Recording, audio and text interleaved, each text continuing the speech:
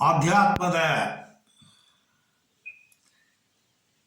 ಸಾಧನೆಯನ್ನು ಮಾಡಬೇಕಾದ್ರೆ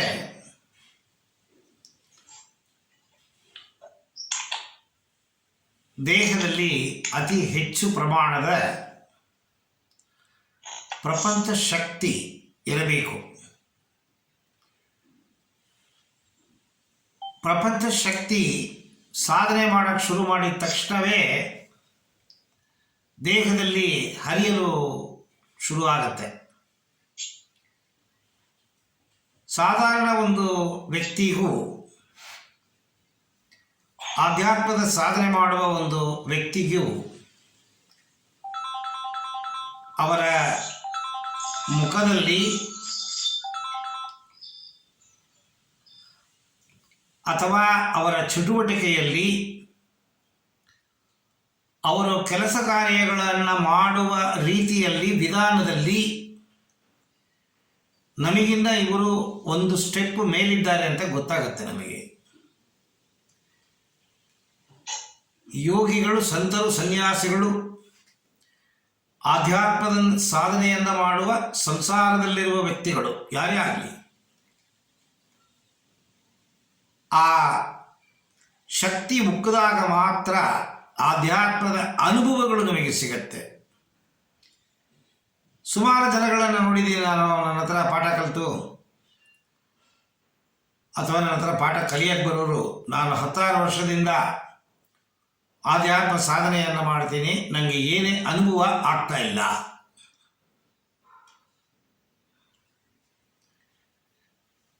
ಒಂದು ಅವರಿಗೆ ವಿಚಾರಗಳನ್ನು ಹೇಳಿಕೊಟ್ಟವರು ಹೇಳಿಕೊಟ್ಟ ರೀತಿ ಸರಿಯಿಲ್ಲ, ಅಥವಾ ಹೇಳಿಕೊಟ್ಟ ರೀತಿಯಲ್ಲಿ ಅವರು ಮಾಡುತ್ತಿಲ್ಲ. ಯಾವುದೇ ಒಬ್ಬ ಗುರು ಸಾಧನೆಯನ್ನು ಮಾಡಿದವನು, ಮಾಡುತ್ತಿರುವವನು ಆಹಾರ ಪದ್ಧತಿಗಳು, ಆಧ್ಯಾತ್ಮಕ್ಕೆ ಸಂಬಂಧಪಟ್ಟ ವ್ಯಾಯಾಮಗಳು ಅಂದರೆ ಆಸನಗಳು, ಪ್ರಾಣಾಯಾಮಗಳು, ನಿಯಮಿತ ಮಾಡಿದ ಆಧ್ಯಾತ್ಮದ ಸಂಬಂಧಪಟ್ಟ ಧ್ಯಾನಗಳು, ಇವುಗಳನ್ನು ಸರಿಯಾಗಿ ಮಾಡುತ್ತಿದ್ದಾಗ ಆಟೋಮೆಟಿಕ್ಕಾಗಿ ದೇಹದಲ್ಲಿ ಪ್ರಪಂಚ ಶಕ್ತಿ ಉಕ್ಕತ್ತೆ. ಪ್ರಪಂಚ ಶಕ್ತಿ ಉಕ್ಕಕ್ಕೆ ಶುರು ಮಾಡಿದ್ರೆ ಮಾತ್ರ ಅನುಭವಗಳಾಗತ್ತೆ. ಇಲ್ಲ ಅಂದರೆ 10 ಅಲ್ಲ, 15 ಅಲ್ಲ, 20 ವರ್ಷ ನೀವು ಸಾಧನೆ ಮಾಡಿದ್ರೂ ಅನುಭವ ಸಿಗಲ್ಲ. ಆಧ್ಯಾತ್ಮದ ಅನುಭವ ಸಿಗಲ್ವೇ ಹೊರತು ದೈಹಿಕವಾಗಿ, ಮಾನಸಿಕವಾಗಿ ನಮ್ಮಲ್ಲಿ ಬದಲಾವಣೆ ಆಗುತ್ತೆ, ಅದು ಮಾತ್ರ ಗ್ಯಾರಂಟಿ. ಈ ಆಧ್ಯಾತ್ಮ ಅಂತ ಅನ್ನೋದು ಒಂದು ಸ್ಟೆಪ್ಪು ಎಕ್ಸ್ಟ್ರಾ.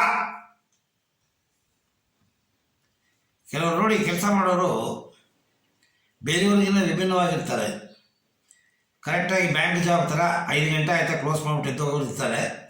ಕೆಲವರು ರಾತ್ರಿ 8 ಗಂಟೆ ಆದರೂ ಕೆಲಸ ಮಾಡ್ತಾನೆ ಇರ್ತಾರೆ. ಯಾರ ಎಕ್ಸ್ಟ್ರಾ ಮೈಲ್ ಯಾರು ಹೋಗ್ತಾರೆ, ಎಕ್ಸ್ಟ್ರಾ ಅಡಿಷ್ನಲ್ ಅವರ್ ಯಾರು ಕೆಲಸ ಮಾಡ್ತಾರೆ, ಯಾರು ಡೆಡಿಕೇಟ್ ಮಾಡ್ತಾರೆ, ಯಾರಿಗೆ ಇನ್ವಾಲ್ವ್ಮೆಂಟ್ ಇದೆ ಅಂಥದ್ರಿಗೆ ಮಾತ್ರ ಅನುಭವ ಸರಿಯಾದ ಟೈಮಲ್ಲಿ ಆಗತ್ತೆ.